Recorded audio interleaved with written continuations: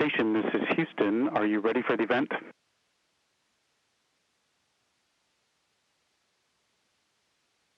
Houston, we are ready, thanks. European Space Agency, this is Mission Control Houston. Please call the station for a voice check.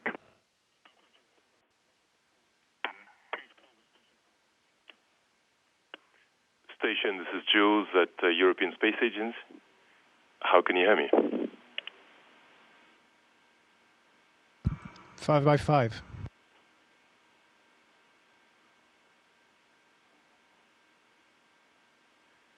Hi, Thomas. I hand the mic now to Jan Barthes for the interview on TMC. Copy. Allô, Thomas? Bonjour, Thomas. Est-ce que vous m'entendez? Hello, Thomas. Can you hear me? Hello, Alain. Très bien. I hear you very clearly, and you? Bonjour, Thomas. Merci. Hello, Thomas. Thank you. Merci d'avoir très bien, j'entends tout. Thank you. I hear you very extremely well. Thank you for we've kept our promise. And we had said to each other that we would have a rendezvous in space, so thank you for having kept your promise. You are at this moment aboard the ESS, which is a space station that weighs 400 tons and is going around the Earth at 28,000 kilometers per hour. Haven't said anything wrong, have I, or mistaken? No, your numbers are perfect. Good.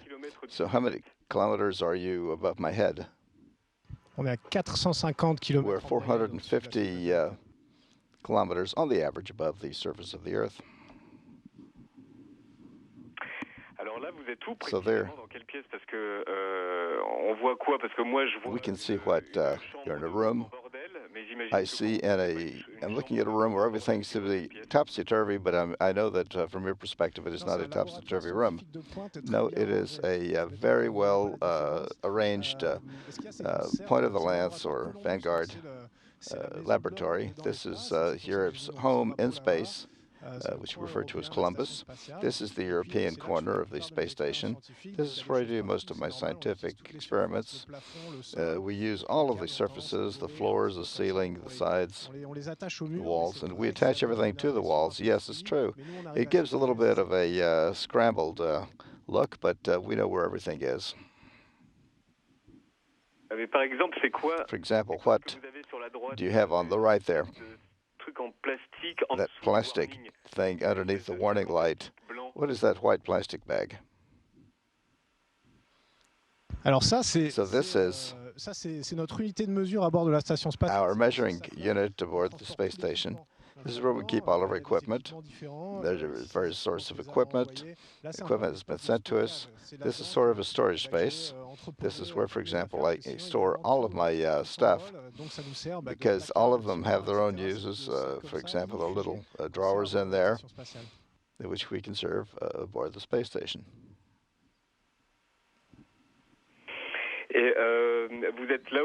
So you are there with 5 other astronauts, 3 Russians and 2 Americans. And what are they doing at this time? Do you know? Yes, I know Shane, who's the space station commander. He's preparing the tools and the equipment for extravehicular exits, which will happen later in the month. Becky is doing experiments on a very large, gigantic box that protects us against contamination and to protect our experiments against contamination. The Russian colleagues are at the other end, and they are downloading the progress module. Everything is so large, each of us can be involved in our own tasks, and so that at the end of the day we can see each other, which is nice. Et elle est où votre chambre par rapport à là où vous nous parlez? Est-ce que derrière vous il y a un couloir ou c'est derrière la So where is your living quarters? Is there a hall behind you? Where do you pass? Well, I will pass behind the camera. Here we are on the right side of the space station, as the space station is always going in the same direction at 28,000 kilometers per hour in this direction. My room is straight ahead, take the first left, and they're the first downward, because there is no up or down in the station. So I go straight ahead, first left, and first down. Et quand vous dormez, And when you sleep, do you float when you sleep? I heard it said that you were floating. And so do you know at any time whether you're standing right upright or upside down when you're floating? On se laisse flotter, mais on We allow ourselves to float, but we are in a sleeping bag, which is attached to the wall. The rooms are all at 90 degrees to each other, so each one is 90 degrees from the other. Well, you have to be careful in the morning that when you get up and leave your room, if you're not well oriented, you may take the wrong turn, and that's what you have to be careful about. For example, if you're coming back from dinner and you're floating in one way, you must not take the first down, because then you'll find yourself in somebody else's room, and so you have to be oriented a little bit. But we do this rather quickly, and sleep, it's really super comfortable to sleep with that weight. We immediately get to sleep. You don't have the feeling of your head, for example, resting and weighing on the pillow. Nothing about it is disconcerting. I sleep very well. Vous postez donc plein de photos magnifiques. So here you are. There's a magnificent photograph of you from the Earth. Mais est-ce qu'on voit aussi les dégâts de l'homme? But do you also see from space, however, man's major works?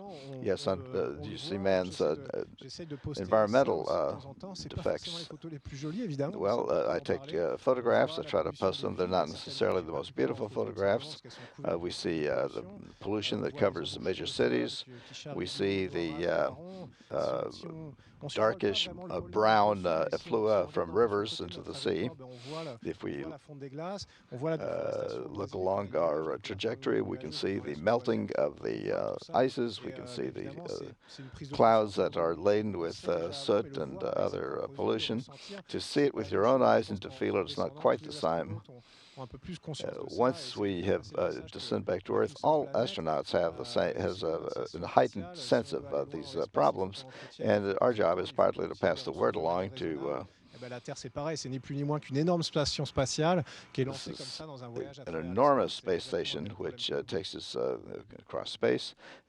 Earth has the same problem as we do to maintain protection against pollution. When you're on Earth, we're obsessed by space because of you, but when you're up, sometimes when you're up there, you're obsessed by land, I would imagine, by the Earth. Yes, we're obsessed by the Earth. We're obsessed by the...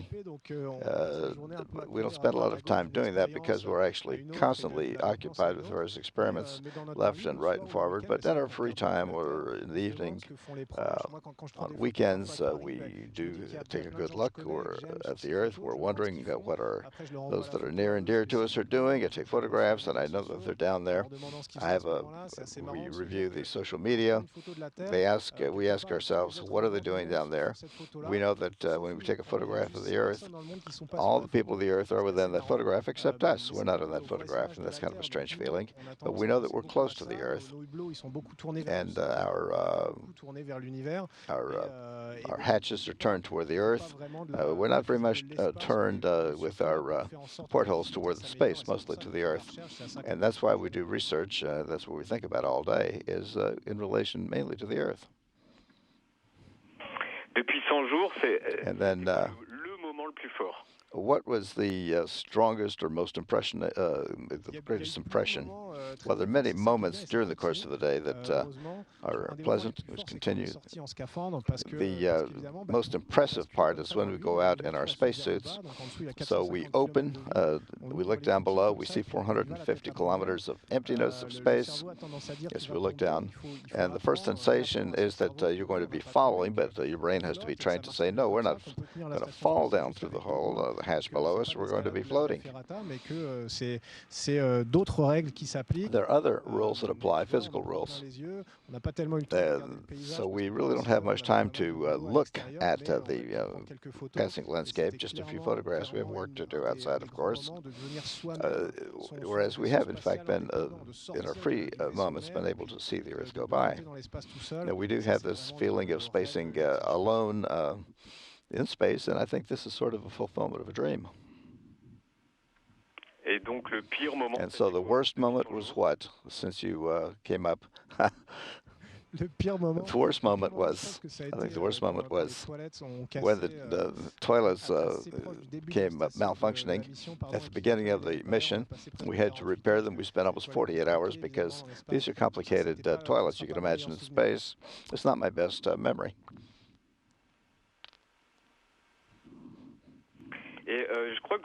I think that, can I ask you to do an experiment on the behavior of fluids? Oui, tout à fait. Alors, parmi yes, certainly. les expériences qu'on fait, on en a plein. On a des expériences de médecine. Among the many experiments that we do, there are a lot of them having to do with medicine, with ecology, with fundamentals of physics, with materials and technology. One that I did last week on fruit. We are cultivating fruit inside these cylinders. It's a capsule which is used to model the movement of and the behavior of liquids in space. And notably, you can see that the fuel containers are empty. We try to use as much liquid as possible to see how it works. This also teaches us how to build motors that are more effective, that run better on Earth, and of course, which have environmental benefits as well. But normally, there's a lot of scientific equipment that's attached to it. This is just the visual side of it.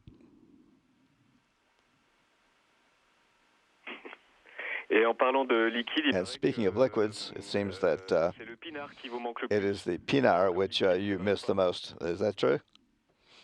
It's a particular drink in France. No, that's not true. There are a lot of things we don't have here. It's true for Frenchmen, the little wine drink missing, but we're not able to take alcohol in America. The Americans, too, have their own longings. But when we get back to Earth, there's certain things that we do not have from moment to moment. Eating cheese, drinking wine, why not? This is not something that is such a horrible thing to do without, but it's one of the first things that I'll do when I get back to Earth. And it seems also that you are the ISS DJ. You're the one who plays the most music.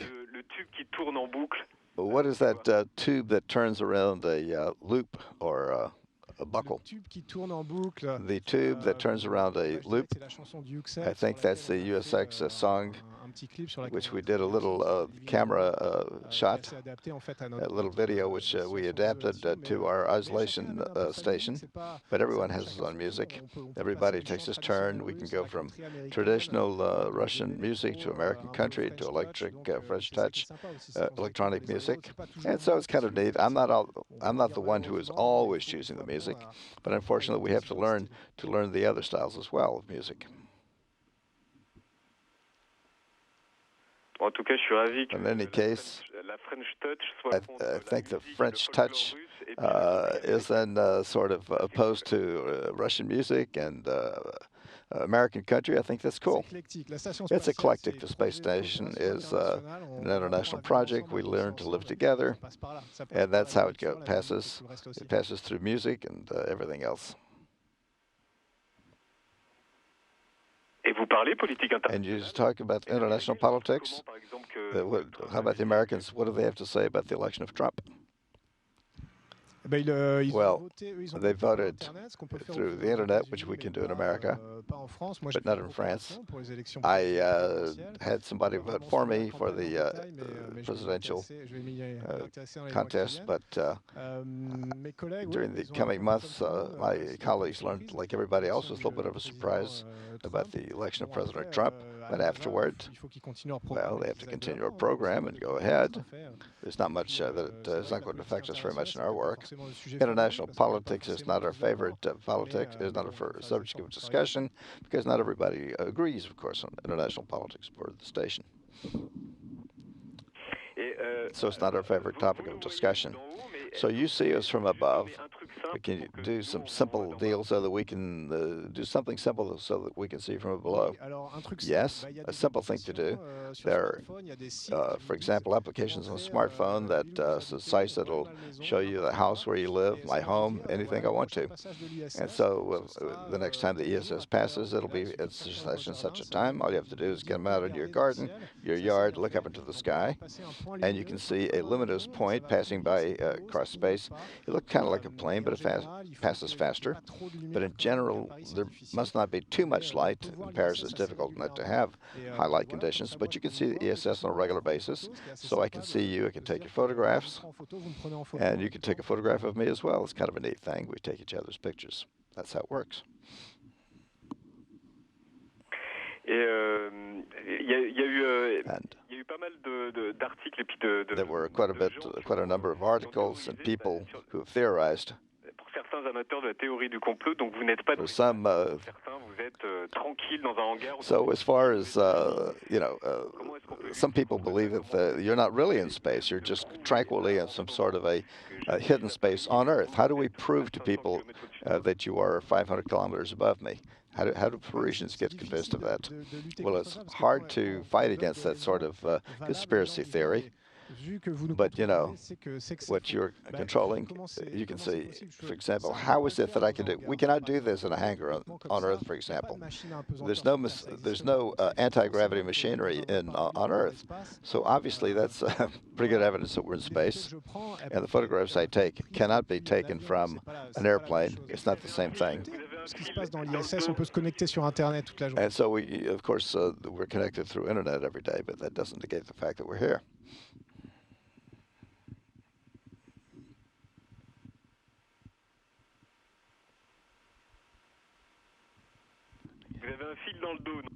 So you have a wire on your back? Pardon? I beg your pardon? I didn't understand. Vous avez un fil dans le dos qui vous permet de flotter, non? Do you have a wire or a cable on the back that helps you float? That wouldn't be a bad idea, but no, we float all day long. We get used to it. It becomes a second nature. And so it's going to be interesting to see how we readapt to life on Earth. But in a different environment, I think the return to Earth will be physically difficult, and perhaps even we're no longer accustomed to interacting with people on a regular basis. We'll see how it feels when I come back, when I re-enter Earth. I have one last question to ask of you. You have not run across a presidential candidate up there, have you? No, mais malheureusement, because some of them seem perhaps somewhat spacey. No, well, I've actually followed the campaign, political campaign. I try to follow that as close as I can. I've heard talk of the presidential campaign. I'm not especially unhappy. From the beginning of 1917, it doesn't seem to be such a great, strong harvest year of political candidates, but, we'll get along. Thank you very much, Thomas Pesquet, and I wish you have a great day above us, and take care, Houston, and until soon, Thomas. So I'll let you go. Because of all the protocol you have around you, I absolutely believe that you're in space. Thanks. Good evening.